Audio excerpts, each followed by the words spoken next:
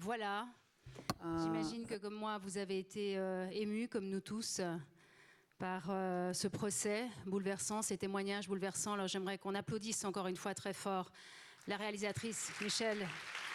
Michelle, thank you very much. Thank you. Un grand merci à vous. C'était donc la première condamnation du tribunal pénal international du Rwanda, qui était basé à Arusha, un tribunal qui n'est pas permanent et qui a inspiré une autre cour, la Cour pénale internationale, qui est désormais permanente, qui existe depuis 2002, une cour qui est passablement critiquée, une cour qui a aussi vu certains de ses membres s'en aller l'année dernière notamment, et une cour dont on va débattre maintenant. Alors je vais appeler les uns après les autres mes invités. Je vais demander tout d'abord à Gloria Atiba-Davis de nous rejoindre sur ce podium. Gloria, if you can come, please. To debate. Merci de l'applaudir. Avec nous également une autre personnalité de la Cour pénale internationale, c'est Xavier Jean Keita. Merci de nous rejoindre. Reed Brody, merci de venir avec nous. Stéphanie Maupas, je présenterai toutes ces personnes tout à l'heure. Et puis enfin également avec nous, please take a seat over there. Thank you. Et avec nous également Abdoul Gadiri Diallo. Monsieur Diallo, merci aussi de nous rejoindre. Voilà. Monsieur Keita, Stéphanie, si vous pouvez venir ici. Reed Brody en troisième position. Et puis Monsieur Diallo, vous serez à côté de moi. Je suis désolée, vous aurez le siège moins confortable, mais c'est pas très grave, moi aussi. Moi aussi. Voilà. Gloria, j'aimerais commencer avec vous. La traduction marche. Et tout d'abord, vous présentez, vous travaillez pour la Cour pénale internationale, vous travaillez pour le bureau du procureur et vous êtes en charge des questions de genre et des enfants. J'imagine que cette question du viol des femmes, qui pour la première fois a été reconnue comme un moyen de perpétrer le génocide, doit vous concerner, doit vous toucher, doit vous faire réagir.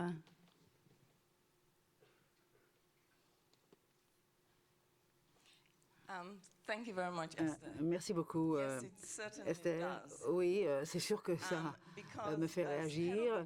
Et comme responsable de l'unité genre et enfants, je travaille sur toutes les situations qui sont enquêtées par la Cour. Et dans toutes nos enquêtes, nous sommes confrontés à des preuves de violences sexuelles. Et c'est vrai que c'est une réalité pour nous dans le bureau du procureur. Et c'est là une des raisons pour laquelle, en 2014, le bureau du procureur a décidé, a fait une déclaration sur une politique sur la violence basée sur le genre et les violences sexuelles, et qui est très clair sur l'approche utilisée par la Cour lorsqu'elle est confrontée à ce genre de crime. Et vous-même, vous avez pu voir lors de la projection de ce film le type de victimisation que représente la violence sexuelle. Et c'est là quelque chose que nous voyons dans un des témoignages que nous avons entendus au tout début du film. Et on nous a dit qu'une des victimes a été victimisée d'une telle façon, d'une façon si brutale, qu'elle avait on avait enfoncé un objet à l'intérieur de son vagin et qu'ils ont traversé son corps tout entier pour ressortir par sa tête. Et ce sont ça des choses que l'on voit, que l'on lit dans les témoignages que l'on obtient. Donc c'est pas juste le pénis de l'homme qui est utilisé dans ce genre de violence. Différentes sortes sortes d'objets sont utilisés, et pas seulement à l'encontre des femmes, mais aussi lorsqu'il y a des violences auxquelles sont soumis les hommes. C'est une réalité et c'est quelque chose que le bureau du procureur prend très au sérieux. C'est la raison pour laquelle dans le procès qui a démarré en décembre. Alors c'est vrai que nous avions un acte d'accusation où Onwin avait été accusé avec 4 autres personnes. Et lorsqu'il a été arrêté, le bureau a procédé à collecter d'autres témoignages et a modifié l'acte d'accusation et a augmenté les actes d'accusation contre lui. Maintenant, il a été accusé, il y a plusieurs actes d'accusation contre lui et il est accusé de crimes de violence sexuelle et en plein milieu du procès. Et comme je ne veux pas parler des preuves, mais je vous invite à suivre l'évolution de ce procès. Merci beaucoup, Gloria. Reed Brody, après ces mots très forts de Gloria, j'aimerais aussi vous entendre, j'aimerais vous faire réagir les uns et les autres à ce film. C'est vrai que le viol comme crime de guerre est utilisé dans de très nombreux pays. Et malgré cela, une des femmes du film qui a été violée dit « ce n'est pas une question de revanche, mais c'est une question de justice ». C'est extrêmement bouleversant d'entendre ça de la part d'une victime. Merci. En fait, on a regardé dans le premier film, le film sur l'affaire Arbery, à peu près la même chose.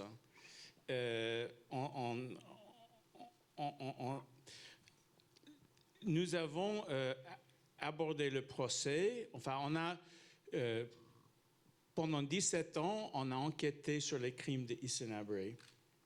On avait des chercheurs de Human Rights Watch et d'autres organisations ont interviewé des survivantes et personne n'a parlé de viol. Et ce n'était que quand les rescapés ont compris que le procès allait vraiment avoir lieu, qu'elles ont commencé pour la première fois à parler des viols. Et en fait, comme le procès Akayesu, dans l'acte d'accusation dans l'affaire Arbery, il n'y avait pas de viol. Et comme dans l'affaire Akayesu, il y avait des questionnements. D'abord, il y avait le courage de ces femmes qu'on a vues qui ont décidé de briser le silence et de venir témoigner. Comme dans l'affaire Akayesu, il y avait un amicus curiae préparé par des professeurs de droit. Il y avait des articles dans la presse qui demandaient pourquoi il n'y avait pas de violence sexuelle dans le procès. Et comme on a vu dans le film, il y avait des femmes qui sont venues et justement, comme dans ce merveilleux film qu'on vient de voir, il y avait des femmes qui sont entrées dans la salle, qui ne savaient pas quand elles entraient dans la salle si elles allaient parler. Et quand elles ont vu Issa Arbery devant elles, elles ont eu le courage de parler. Comme a témoigné Kaltuma Defala dans le premier film, ils avaient des plaies qu'elles ont vidées. Et c'était en voyant Issa Arbery qu'elles avaient eu le courage de parler. Et pour elles, en fait, c'était pas important qu'Issa Arbery soit condamné ou pas condamné. Pour elles, ce qui était important, c'était de parler devant lui. Et la femme qui était violée par Issa Arbery, elle nous avait dit, Khadija Hassan, elle nous avait dit pendant des années que si jamais elle était devant Issa Arbery, elle allait nous raconter quelque chose.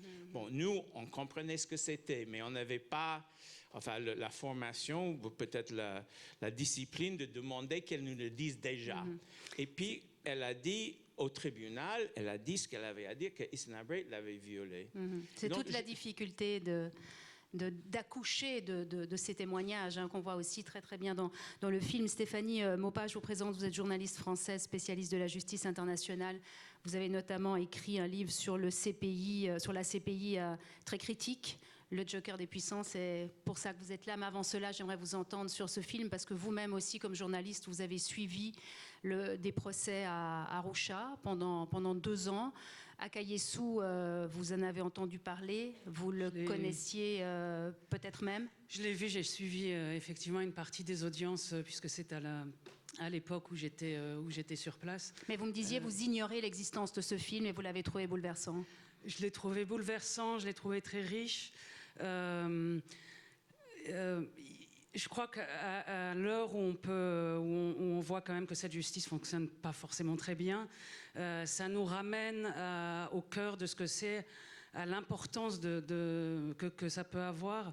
Et on le ressent un peu régulièrement quand on suit des procès comme ça, notamment ces moments dont tu parlais, qui sont quand un témoin arrive devant un accusé, il lui dit, peut s'exprimer face à cet accusé.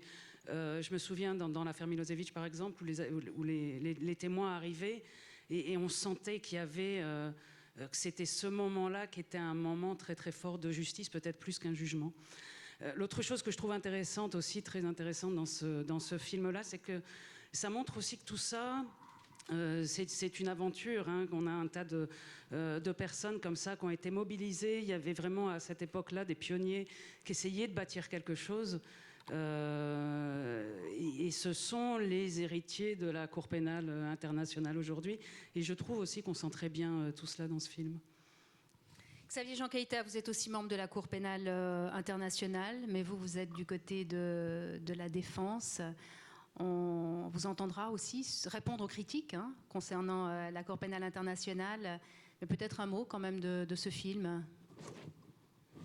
Merci madame, bonsoir à tous.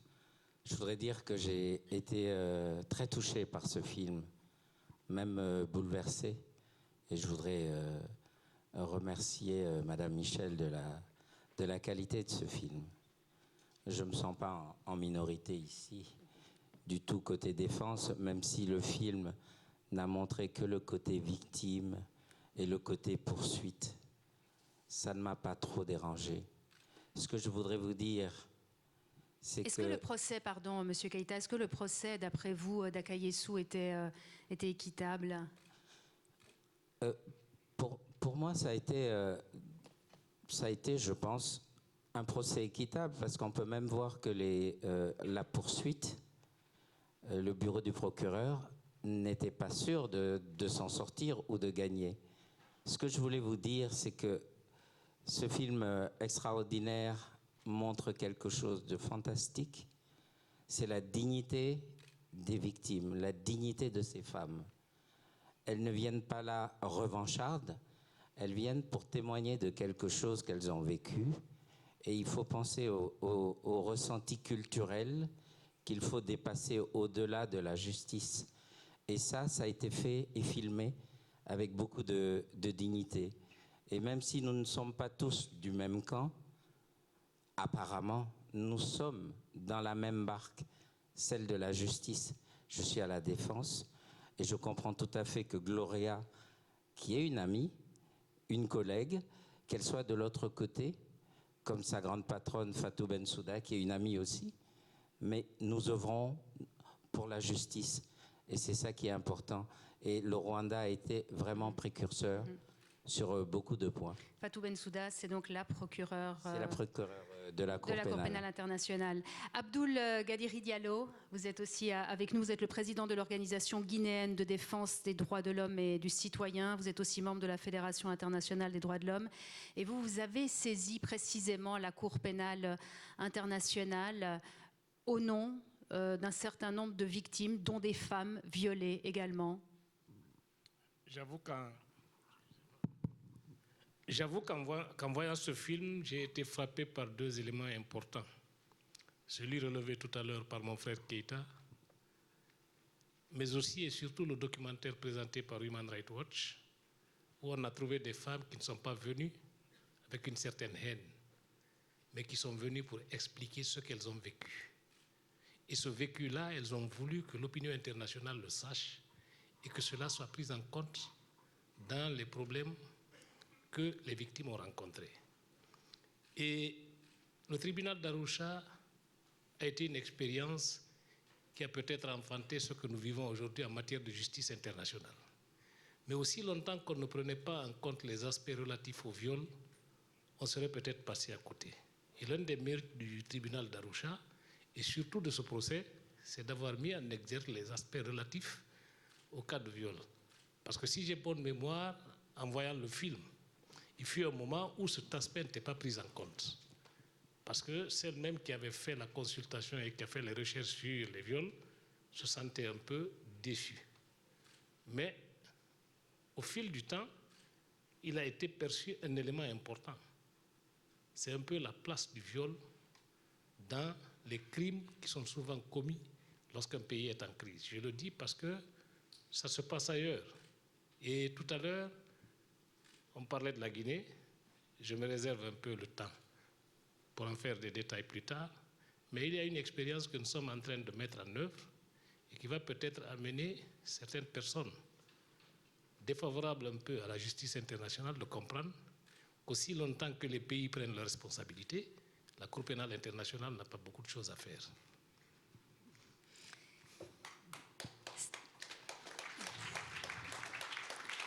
Stéphanie Maupas, on en arrive donc à cette fameuse Cour pénale internationale. Le titre du débat auquel vous avez choisi d'assister, c'est la Cour pénale internationale sous le feu de critiques. Vous avez beaucoup critiqué cette Cour dans votre livre, je le disais, Stéphanie. Mais peut-être un mot quand même sur cette Cour, sur sa création en 2002 et sur la différence, j'ai envie de dire, entre cette Cour et le tribunal d'Arusha.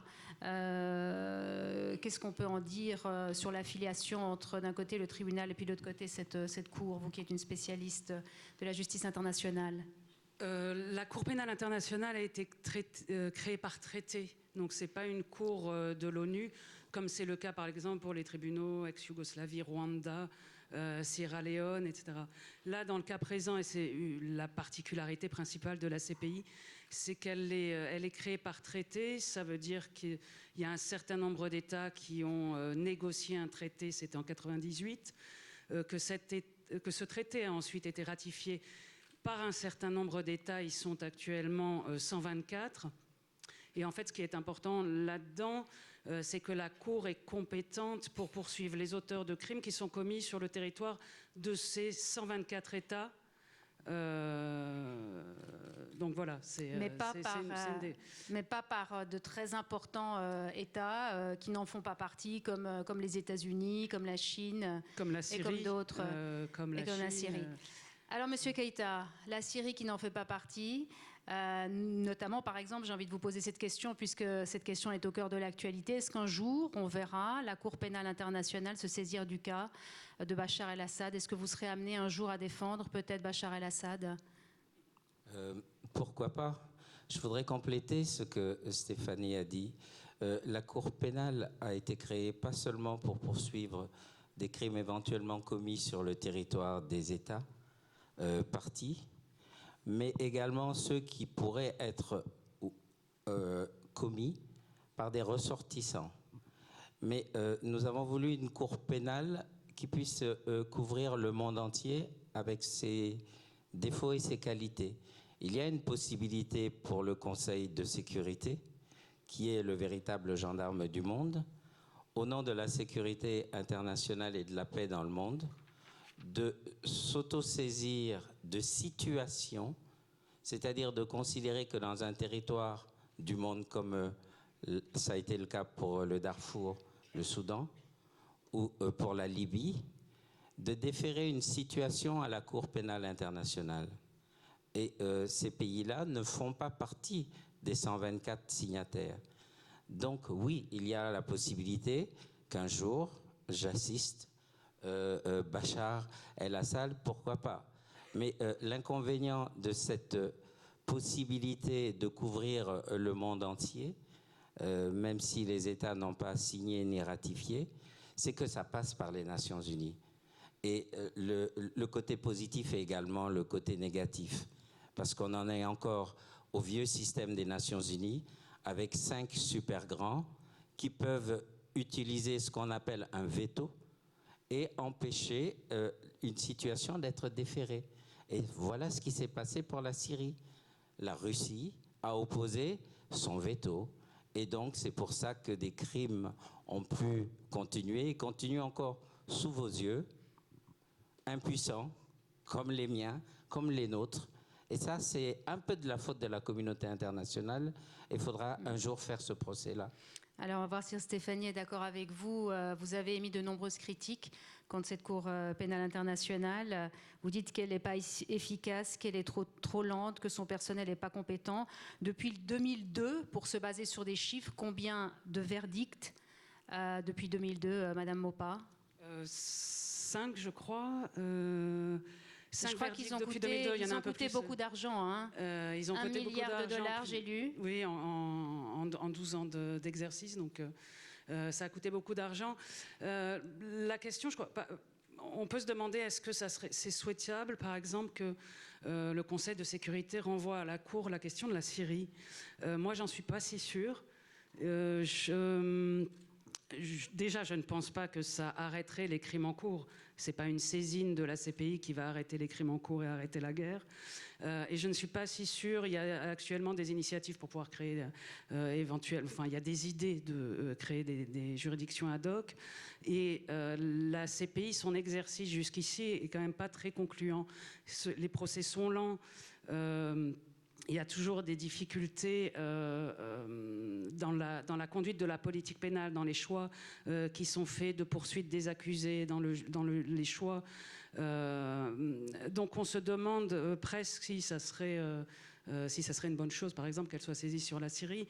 Je crois qu'une des principales raisons des difficultés de la Cour, c'est que elle se donne plus de mandats, on lui donne beaucoup de fonctions et elle essaie de mettre en œuvre toutes ces fonctions. On lui donne une fonction préventive et elle agit pour faire en sorte de devenir préventive. Alors que c'est une cour, donc elle doit rendre justice et après cette justice permettra de dissuader certaines personnes de commettre des crimes éventuellement. Oui, mais on ne peut pas demander à la cour d'essayer de faire ça. Et c'est ce qu'elle fait, et c'est ce qu'elle essaie de faire. Donc, pour moi, elle perd énormément de temps. C'est-à-dire qu'elle fait trop de prévention et elle s'occupe pas suffisamment. Il y a beaucoup de communication, beaucoup de messages, alors que bon, c'est pas. Je crois que c'est pas son rôle. À partir du moment où elle rend des jugements et où elle prend des actes qui sont forts, à ce moment-là, elle va avoir, au fil du temps, un effet préventif. Donc, il y a un peu une confusion dans les rôles qu'elle peut avoir. Et puis surtout, il y a une trop grande proximité avec les diplomates, les politiques. Et donc, il y a une dépendance de la Cour, alors qu'on souhaiterait que cette Cour soit indépendante. On souhaiterait que les personnalités qui y travaillent soient indépendantes. Et il y a une dépendance comme ça par rapport au pouvoir qui rend assez dubitatif par moment sur certaines situations. Voilà. Alors, dépendance par rapport au pouvoir, vous dites que cette Cour n'est pas suffisamment indépendante. Gloria Atiba-Davis, vous qui travaillez pour cette Cour, j'aimerais bien vous entendre réagir à ces critiques.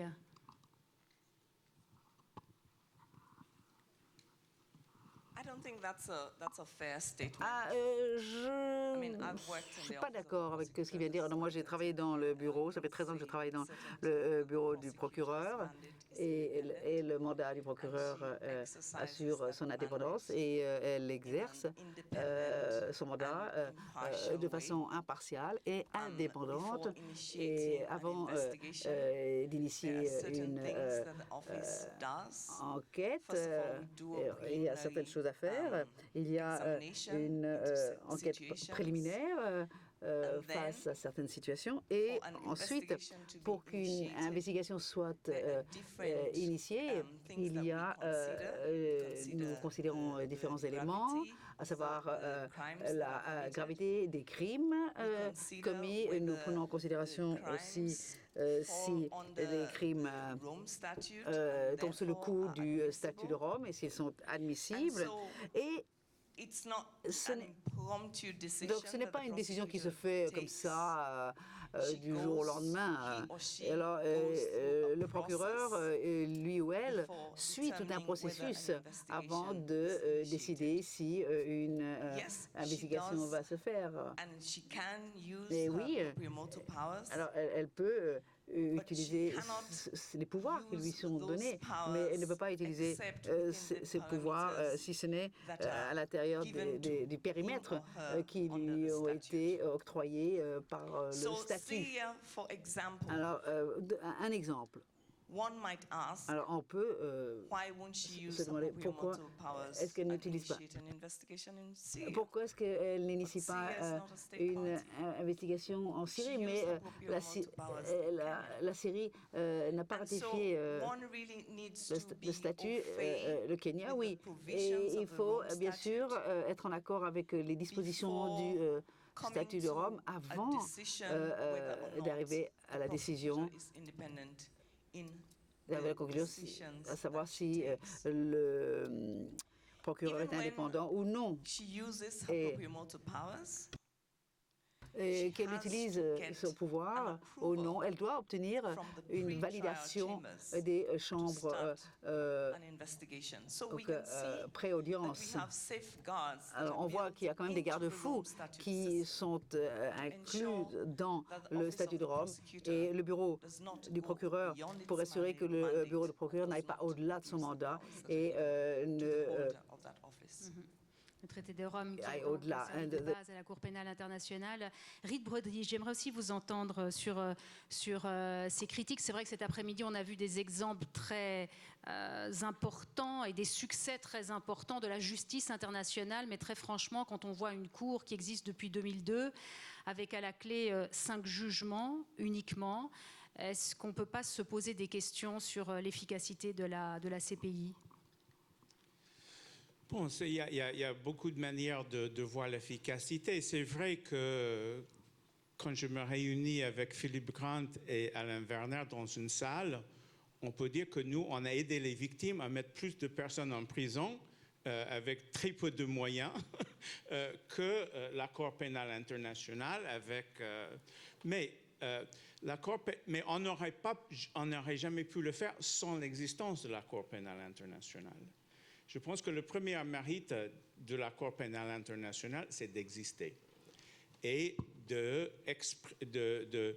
d'exprimer par son existence l'engagement de la communauté internationale à ne pas laisser impunis les grands crimes. Je pense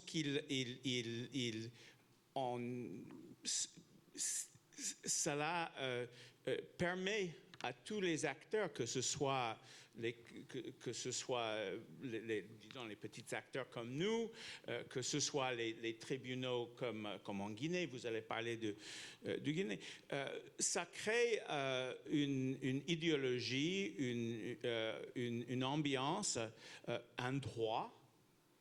Maintenant, on a pu condamner Hissène Habré de viol à cause d'Akayesu. Et donc, ça participe à la création d'une éthique. Mais moi quand je vois, c'est vrai que quand je vais à La Haye, je vois le bâtiment de la CPI avec ces milliers de fonctionnaires, etc. Mais on n'a jamais demandé combien ça a coûté Nuremberg. Probablement moins quand même. Probablement moins, mais le mérite, c'est d'avoir existé et d'avoir créé une jurisprudence. Maintenant, je voudrais que la Cour pénale internationale soit plus efficace. Je voudrais qu'ils se saisissent aussi rapidement des cas difficiles comme le Gaza ou comme la Colombie ou comme les troupes anglaises, etc., en Afghanistan, qu'ils aient fait avec la Libye. C'est vrai. J'aurais voulu que les zones de non-droit, qui sont les pays ou des pays qui ont des vétos comme la Russie, la Chine et les États-Unis, ou les pays qui sont protégés Donc la Syrie protégée par la Russie et la Chine, la Corée du Nord protégée par la Chine et probablement par la Russie, la Sri Lanka, Israël protégé par les États-Unis. Donc on peut critiquer le système, mais je pense qu'il faut pas pour autant le jeter, il faut le rendre plus efficace. Monsieur Keïta.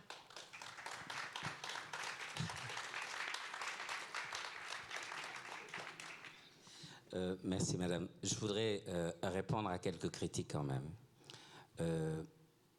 Tout d'abord, la Cour pénale, ce n'est pas des milliers de staff. Hein, c'est 900 et quelques, plus. Mais c'est important, entre des milliers et 950 staff et 200 ou 300 contractuels. Donc, c'est vrai que le bâtiment, le nouveau, est beau. Je voudrais vous dire que la Cour pénale a été créée sur la base d'un traité. Ça veut dire que seuls les États qui adhèrent, en signant et en ratifiant, cotisent, participent à son budget. 124 États selon leur capacité. Donc, la Cour n'a pas été créée pour être la Cour d'assises mondiale. Ne vous créez pas des attentes qui ne figurent pas dans le statut de Rome. Il y a quelque chose de fondamental que je n'ai pas encore entendu, c'est le mot complémentarité. La Cour, elle n'est pas subsidiaire, elle est complémentaire. Complémentaire, ça veut dire que les chefs de poursuite qui peuvent exister, c'est d'abord aux États eux-mêmes qu'il appartient d'enquêter, de poursuivre et de juger les crimes potentiels qui peuvent exister. C'est seulement si ces États en question, ces États dits de situation, n'ont pas les moyens, ou alors se donnent les moyens de créer un procès tout à fait fictif, là, la Cour pénale retrouve sa compétence. Et c'est pour ça qu'elle est saisie d'affaires qui lui sont soit déférées à l'initiative des États, soit de situations qui lui viennent du Conseil de sécurité, Libye et Darfour, soit l'initiative du procureur lui-même. Alors qu'on dise que la Cour est lente, oui, elle est très lente. Et je suis le premier à le dire. C'est même un scandale que, par exemple, le président Gbagbo, qui a été arrêté en 2011, il n'est toujours pas jugé. N'importe quelle cour européenne vous fait condamner pour procès déraisonnable, alors que la Cour pénale internationale, qui est un modèle, elle n'est même pas condamnée. Pourquoi ? Parce que le système... Le procès devrait durer 8 Attendez, ou 9 ans. Madame Mopa, Stéphanie, le système qui a été créé, quand on crée un traité, on discute. Ce n'est pas une résolution des Nations Unies. Et en 1998, les États se sont retrouvés, ont discuté, et chacun a essayé de tirer la couverture à lui pour que son système juridique l'emporte. Finalement, le traité de Rome est un système sui generis, totalement métissé, avec du romano-germanique, avec de la common law. Qu'est-ce qu'il a emporté sur le plan de la procédure ? C'est pour ça que c'est lent. Ce qu'il a emporté sur le plan de la procédure, c'est la procédure de common law, c'est-à-dire que le procureur enquête et il vient avec sa vérité, et après, quand il y a des suspects, les avocats, ils vont enquêter eux-mêmes à leur tour, et c'est pour ça que c'est lent. Alors Stéphanie va vous répondre sur la lenteur, Monsieur Keïta. Si on avait retenu le système de la civil law d'avoir un juge d'instruction, il enquête et on démarre les procédures avec une vérité de départ. Et ce serait beaucoup moins cher et ce serait beaucoup plus rapide. Mais non, on a voulu le système de la common law. Alors à l'américaine, l'avocat il arrive et moi je dois retourner sur place pour enquêter. Et j'ai juste 15 jours alors que le procureur a eu 3 ans pour enquêter. Monsieur Keïta, Stéphanie va vous répondre. Stéphanie. Non, je crois qu'il y a toujours, la CPI a toujours des justifications, pas assez d'argent, pas assez de personnel. C'est une explication, c'est pas une justification. En fait, c'est une grosse bureaucratie qui n'est toujours pas indépendante par rapport aux États. Et ce fabuleux bâtiment qui a été construit et qui a coûté 216 millions d'euros aux États, Ce fabuleux bâtiment, quand on rentre à l'intérieur, c'est un peu le musée. Enfin, nous, entre journalistes, on appelle ça le musée. Pourquoi? Parce qu'il y a les États qui sont venus, un à un. Alors, tel État, je ne me souviens plus les noms, mais ça commence, ça devient à la mode. Un État vient apporter une toile, un autre une statuette, un autre je ne sais quoi, et autre chose, et autre chose. On est où? On a des juges, une présidente de la Cour qu'accueille, on fait... Alors c'est ridicule, il y a cette cérémonie, on a la photo, on a le Premier ministre ou l'ambassadeur du coin qui est venu déposer la statuette du pays. On a la photo, on joue à quoi? Il y a eu combien de personnes condamnées par cette Cour? On se moque de qui? Une cour n'est pas là pour condamner, elle est là pour juger. Pourquoi? Comment une cour? Comment des juges? Parce que la présidente est aussi juge. Comment un juge peut accepter un cadeau d'un État? Je ne comprends pas. C'est un cadeau à un juge, c'est un cadeau à la communauté internationale, parce que la Cour pénale vous appartient à vous tous. La Cour n'est pas la communauté internationale. Non, je ne déforme rien. Vous auriez préféré des bicoques en bois pour la Cour pénale internationale? Absolument pas. Un peu de dignité quand même. On parle de cadeaux. C'est la Cour pénale internationale. On parle de cadeaux et de justice. Mais les cadeaux, c'est au mur. La justice, elle n'est pas accrochée au mur. Alors, on va pas vous mettre d'accord, Stéphanie et Monsieur Kelser. Si vous permettez, c'est symbolique. C'est pas ça que les gens veulent entendre. Gloria voulait aussi intervenir par rapport aux critiques de la Cour. Gloria. Oui, j'aimerais juste parler de ce point du retard. Comme l'a dit mon collègue, justement, la Cour est complémentaire aux juridictions nationales. Et une autre question qui est liée à cela, c'est la question de la coopération. Les États parties du traité de Rome sont tenus de coopérer avec la Cour.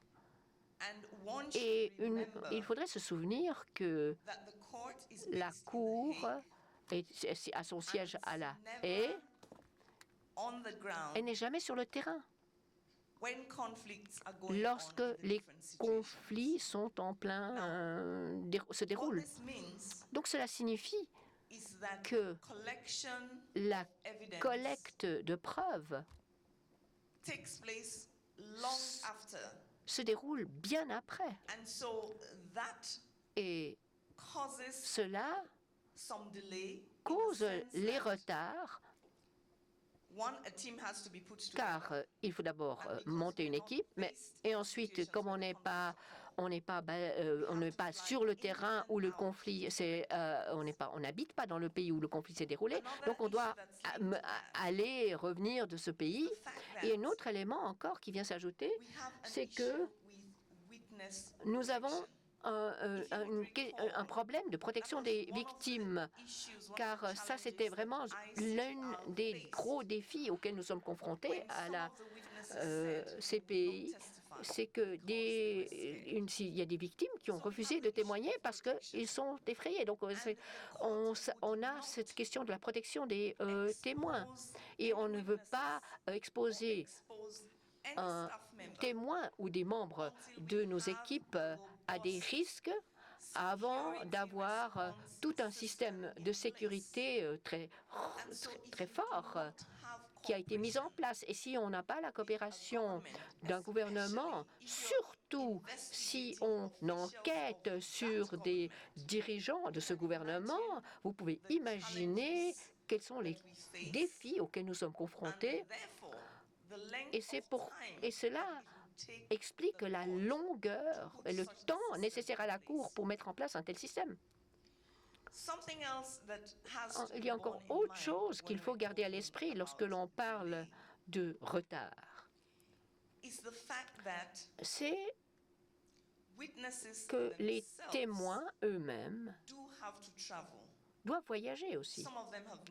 Certains n'ont jamais quitté leur village auparavant pour venir à la ville. Et évidemment, ils n'ont jamais eu l'occasion de voler, de prendre un avion. Donc là, tout cela, ça fait partie de tous ces défis opérationnels auxquels nous sommes confrontés. Et dans la plupart des cas, nous enquêtons dans des situations de conflit qui sont encore en cours, ou au mieux, juste des situations post-conflit.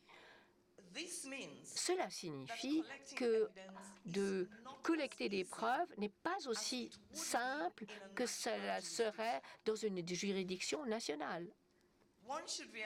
Et il faut se rendre compte que dans des pays en post-conflit, la plupart des infrastructures sont détruites. On a des problèmes de collecter, par exemple, surtout pour la violence sexuelle.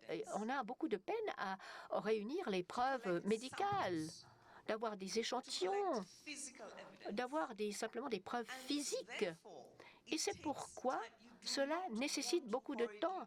On n'a pas envie d'amener une affaire devant la cour juste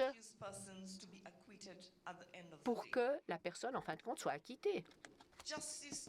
Donc, la justice nécessite du temps. Donc, ce sont quelques-uns des défis que je vous ai exposés, auxquels nous sommes confrontés et que nous devons surmonter pour nous assurer que non seulement les opérations sur le terrain se fassent en toute sécurité, mais également pour qu'on collecte des preuves de bonne qualité qui permettront d'étayer les charges prononcées contre les accusés. Justice takes time, as you just sur place. Monsieur Diallo, vous qui avez décidé de saisir la Cour pénale internationale, comment vous réagissez à ces critiques? J'imagine que pour vous, cette Cour, c'est une source d'espoir, une source de justice. En fait, je voudrais apporter un rectificatif, c'est qu'on n'a pas saisi la Cour pénale internationale, on est plutôt en collaboration avec le bureau du procureur. Et justement pour relever deux éléments essentiels. Et notre ami de Human Rights Watch l'a dit, le mérite de la Cour, c'est d'avoir existé déjà. Et la deuxième chose, c'est que la Cour est dissuasive. Je m'explique. Je viens d'un pays où il y a eu des massacres le 28 septembre 2009. Et face à ces massacres qui ont au bas mot donné 150 morts, des disparus et près de 100 femmes violées, il était question justement d'enquêter sur tous ces aspects et c'est là où nous nous sommes engagés. Et lorsqu'à un moment donné, le gouvernement guinéen a décidé de connaître de ce dossier, en constituant un pôle de juges, on s'est dit que le principe de la complémentarité, qui constitue l'un des éléments de base de la Cour pénale internationale, pourrait être mis en œuvre. Et c'est en ça que nous collaborons actuellement avec le bureau du procureur de la Cour pénale. Et qu'est-ce que ça nous a permis d'obtenir? C'est l'inculpation de plus de 17 personnes, y compris l'ancien chef d'État et tous les lieutenants qui l'entouraient, et le dernier en date est celui qui a été extradé de Dakar pour Conakry. Et nous espérons un procès en 2007. Qu'est-ce que cela voudrait dire? Cela voudrait dire que les organisations qui se sont constituées avec les victimes parties civiles ont aujourd'hui près de 500 personnes qui sont présentées au pool des juges et 17 inculpés. Si à travers le plaidoyer et l'appui que le bureau du procureur nous apporte, on obtient un procès qui se tient à Conakry, il y a un certain nombre d'avantages qu'on tire de ça. Le premier avantage, c'est qu'on ne se sera pas transporté à La Haye pour régler un problème qui peut se régler en Guinée. Et avec l'appui de la Cour pénale internationale, nous avons l'avantage d'avoir un partenariat technique qui pourra permettre de renforcer les capacités institutionnelles et aussi renforcer la justice guinéenne en matière de crimes internationaux. Déplacer 500 victimes pour aller à La Haye coûte ce que ça coûte. Mais si on réussit à organiser un procès en Guinée, toutes les victimes pourraient se présenter devant les tribunaux pour essayer de régler les problèmes concernant leur cas. Et la plupart du temps, la Cour pénale internationale ne prend que les gros cylindrés. Mais les agents d'exécution, les agents d'exécution sont plus dangereux que les gros cylindrés parce que les gros cylindrés donnent des instructions, mais ceux qui obéissent, c'est le cas par exemple avec le procès qu'on a vu à La Haye, à Arusha. Il est certes le maire de Taba, mais tous ceux qui ont fait ce qu'ils ont fait là ne sont pas le maire de Taba. Comment faire pour que ces messieurs-là n'échappent pas à la justice? Voilà un autre challenge. Et c'est en ça qu'on se dit que la responsabilité des États est très importante dans la poursuite des personnes responsables de crimes internationaux dans leur pays. Et donc vous espérez, vous disiez, M. Diallo, un procès pour 2017, On espère un procès pour 2017 qui aura l'avantage d'être didactique parce que les Guinéens vont suivre et savoir ce qu'il ne faut pas faire et ce qu'il faut faire en pareil cas. Très bien. En tout cas, on espère que cet après-midi a été didactique aussi. La parole à la salle, si vous avez des questions brèves, s'il vous plaît. Je vois une main se lever. Je ne sais pas s'il y a des micros qui se baladent. Voilà, il y a des micros qui se baladent. Peut-être si vous pouvez vous présenter brièvement pour qu'on sache simplement à qui on a affaire. Bonjour, monsieur. Donc, je me présente Sidney Lakéal. Donc, je suis français. Et j'avais une question à poser. Tout à l'heure, vous parliez du président Gbagbo, donc l'ancien président ivoirien. Et comment accepter, s'il vous plaît, aujourd'hui, ma question, qu'un président, je ne suis pas pro-Gbagbo, hein, c'est seulement une question, comment acceptez-vous aujourd'hui qu'un président donc, qui aurait plus ou moins triché aux élections, mais qui ont été validées par le Conseil constitutionnel ivoirien à l'époque, a été délogé de sa présidence par les troupes françaises à travers des bombardements, a été présenté donc, au TPI avec la France, bien sûr, dans l'ombre, puisque c'est eux qui l'ont délogé de la présidence ivoirienne, suite à l'opération française. Comment acceptez-vous ça, alors qu'on a vu et on a su, à travers différents rapports, le rôle de la France lors du génocide rwandais, et pourquoi la France n'a pas été interrogée pour ce génocide, tout simplement, parce que nous, les Occidentaux, on a aussi nos parts de responsabilité. On l'a vu en Irak, avec les mensonges aux yeux du monde entier à l'ONU de Colin Powell, alors qu'il n'y avait aucune arme de destruction massive. Et comment aujourd'hui, nous, Occidentaux, pour montrer aussi la voie, pour qu'il y ait une justice internationale pour tout le monde, hein, pourquoi nous aussi, nous ne devons pas répondre de nos actes, s'il vous plaît. Merci.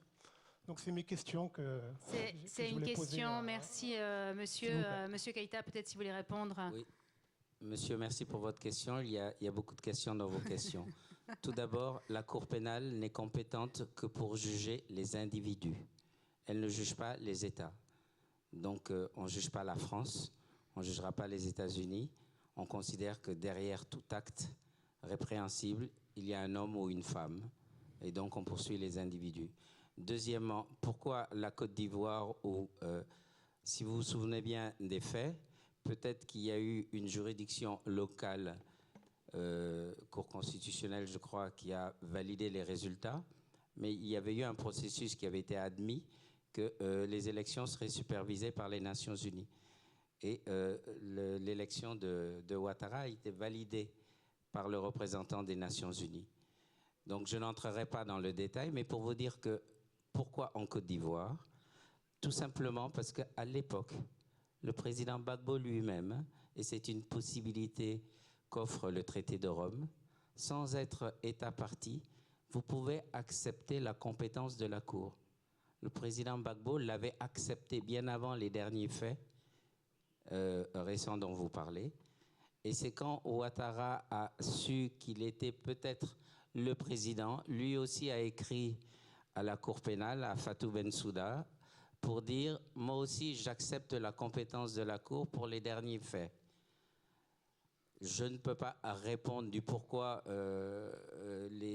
la France ne répond pas de ses actes. La Cour pénale n'a pas vocation à régler toute la misère du monde, comme on dit, et chaque État doit prendre ses responsabilités. Alors, si vous n'êtes pas content, vous vous plaignez auprès de la France. Elle a des juridictions. Merci. Merci pour votre réponse. Saskia Dittesheim, vous vouliez réagir. Merci pour votre question. Monsieur, on vous passera la parole. Merci pour vos questions brèves et vos réponses brèves aussi. Merci. C'est une question brève à Stéphanie Maupas. Alors finalement, est-ce que vous croyez ou pas en la Cour pénale internationale? Et selon vous, quel est le fantasme d'une bonne justice pénale internationale? Bon, je sais pas, enfin, pour moi, je crois que tout le monde est à peu près d'accord sur les principes. Donc là-dessus, il n'y a pas une remise en cause des principes. Hein. Je ne suis pas en train de... Ce que tu disais tout à l'heure, je suis d'accord. Mais après, au-delà des principes, il y a le fonctionnement. Pour moi, la Cour ne fonctionne pas bien. elle a une difficulté à gérer toutes les questions politiques. Elle a une relation avec les... C'est quand même... sa fonction même fait qu'elle existe dans les relations internationales et qu'elle est, disons, un élément important des relations internationales qui intervient et qui est utilisé à certains moments. Je trouve que la Cour elle-même ne s'est pas évoluer dans cet environnement-là et qu'elle se laisse soit piéger, soit volontairement, soit elle se fait piéger par certains moments. Voilà. Et après, si on prend une à une les affaires, un seul exemple, le Conseil de sécurité décide de saisir la Cour sur les crimes commis en Libye. C'était fin février 2011. Il n'y a pas eu un procès à la Cour. Il y a eu 3 mandats d'arrêt. La Cour a accepté, enfin a dit que la Libye était apte à juger selon ce même principe de complémentarité. Sauf que c'est assez étonnant. On était en 2014, on en était à la 2e guerre de Libye.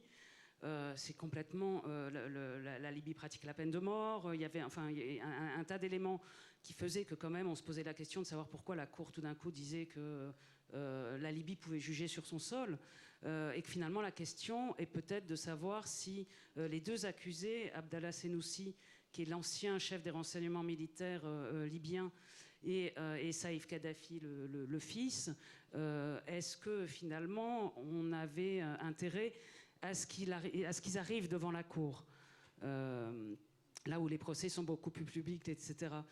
Bon, une chose est claire, c'est le Conseil de sécurité saisit la Cour sur la Libye, mais les puissances qui interviennent, et notamment les Français et les Britanniques qui interviennent en Libye, une fois que la guerre est terminée, on a quand même des déclarations publiques qui disent la Libye peut juger. Alors, c'est sur le principe, là encore, moi je suis d'accord... Enfin, je trouve beaucoup plus important que la justice se déroule là où les événements ont lieu, proche des victimes et proche des sites de crimes, je dirais. Et là-dessus, je pense que tout le monde est à peu près d'accord. C'est pas la question des principes, c'est la question de... à un moment donné, la Cour devient complémentaire, enfin, accepte ce principe de complémentarité, quand politiquement, quand même, à ce moment-là, ça l'arrangeait. Ou alors, il y a vraiment... et la conclusion, c'est quoi? C'est qu'il y a 15 jours ou un mois, les Nations Unies, au commissariat aux Nations Unies, qui déclare que le procès, ces 2 accusés ont été jugés en Libye, et puisque la Cour a accepté qu'ils y soient jugés, et ces procès-là, la conclusion, c'est qu'ils n'étaient pas tenus dans les standards, procès équitables, etc., etc. Alors, donc voilà. Après, même si M. Keïta n'est pas tout à fait d'accord avec vous, vous pouvez vous mettre d'accord si vous voulez. Après le débat, j'aimerais juste encore prendre une question, si vous permettez, monsieur Keïta, au fond de la salle, et ça sera le moment de conclure. Monsieur, c'est à vous. Bonsoir, mon nom est Patrick Gorla, je suis suisse. Il y a plein de mains qui se sont levées, cher monsieur. Désolé, on va juste passer la parole à monsieur, si vous permettez. Italienne. Et ma question est la suivante. Y a-t-il un espoir de faire évoluer le Conseil de sécurité qui est toujours bloquant et qui est injuste déjà par son droit de veto et puis qui n'est pas représentatif du monde? Il manque l'Afrique, le Brésil, l'Inde. Pourquoi le monde ne réagit pas, quoi? Il n'y a pas un moyen démocratique, je parle de démocratie, il n'y a pas d'autre moyen. Voilà ma question. Je ne sais pas si vous voulez réagir, Reed Brody, par rapport à ça. Vaste question. Vaste question. J'accepte de changer. Ouais, au nom des États-Unis, mon pays, j'accepte de nous retirer du Conseil de sécurité. Non, évidemment, mais voilà, je pense qu'on ne peut pas imaginer, vous connaissez ici peut-être en Suisse Pierre Hazon, qui a beaucoup écrit sur la justice internationale. Une des choses les plus fortes qu'il a dites, c'est qu'on ne peut pas imaginer que la justice internationale soit un électron libre qui n'est pas conditionné par le rapport des forces dans le monde. Donc, évidemment, la procureure, elle peut se croire indépendante, mais elle ne va pas donner sur les troupes britanniques en Afghanistan. Sur le Gaza, elle n'a pas la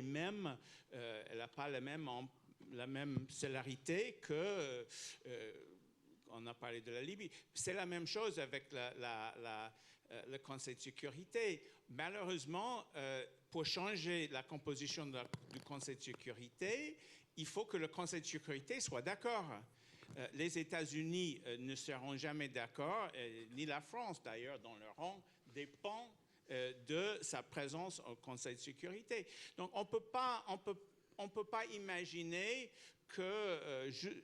D'ailleurs, c'est ce qu'on essaie de faire avec la compétence universelle. On essaie qu'il y ait un juge indépendant en Suisse, en Espagne, en Belgique, etc., qui est suffisamment indépendant de passer outre ces rapports de force. Mais qu'est-ce qui se passe quand les juges belges enquêtent sur ce soit l'Israël ou les États-Unis? Moi, j'étais en Belgique quand Donald Rumsfeld est venu en Belgique.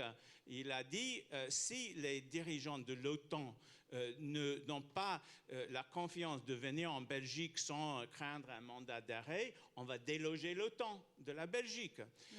Quand le juge Garson a voulu enquêter aussi sur Guantanamo, mais aussi sur les guerres civiles, etc. Les États-Unis, on voit sur les papiers Wikileaks, les États-Unis ont demandé la tête de Garson.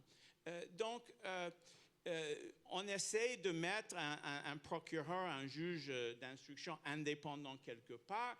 Il sera toujours soumis. Et moi, j'ai beaucoup d'estime pour Fatou Bensouda. Je pense que, surtout par rapport à celui qui était là avant, elle est vraiment, c'est quelqu'un de très sérieuse, de très engagé avec son mandat, mais on est toujours soumis quelque part à ces rapports de force. Oui, après, c'est la façon de les gérer qui fait la différence. Et voilà, c'est simplement sur ce point-là, je trouve que la Cour n'a pas réussi.